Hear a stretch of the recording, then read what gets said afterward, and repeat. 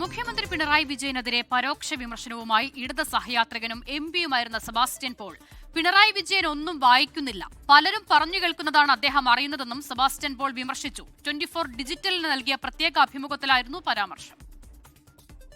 പിണറായി വിജയൻ ഒന്നും വായിക്കുന്നില്ല, പത്രം വായിക്കുന്നില്ല, പറഞ്ഞു കേൾക്കുന്ന അറിവാണ് അദ്ദേഹത്തിനുള്ളത്. ഇപ്പം മുഖ്യമന്ത്രി ആയതുകൊണ്ട്, ആഭ്യന്തരമന്ത്രി ആയതുകൊണ്ട് ഇന്റലിജൻസ് ബ്രീഫിംഗ് ആണ് അദ്ദേഹത്തിൻ്റെ സോഴ്സ്.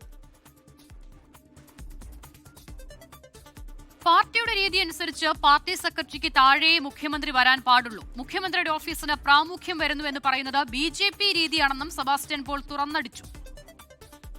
കമ്മ്യൂണിസ്റ്റ് പാർട്ടിയുടെ രീതി അനുസരിച്ച് മുഖ്യമന്ത്രി സ്ഥാനം ഒരു ചെറിയ പദവിയാണ്. കമ്മ്യൂണിസ്റ്റുകാരനെ സംബന്ധിച്ച് പാർട്ടി സെക്രട്ടറി അവർക്ക് താഴെ വരാൻ പാടുള്ളൂ. ഒരു കമ്മ്യൂണിസ്റ്റ് മുഖ്യമന്ത്രി കാര്യങ്ങൾ തീരുമാനിക്കുന്നത് പാർട്ടിയാണ്. മുഖ്യമന്ത്രിയുടെ ഓഫീസിന് പ്രാമുഖ്യം എന്ന് പറഞ്ഞാൽ അതല്ലേ BJPയുടെ രീതി. അങ്ങനെ വരാൻ പാടില്ലല്ലോ. ലോക്സഭയിൽ നിന്നും എന്നെ ഒഴിവാക്കുകയായിരുന്നു ലക്ഷ്യം. പിണറായി വിജയൻ മനസ്സിൽ കണ്ടാൽ അത് നടപ്പാക്കുമെന്നും സെബാസ്റ്റ്യൻ പോൾ പറഞ്ഞു.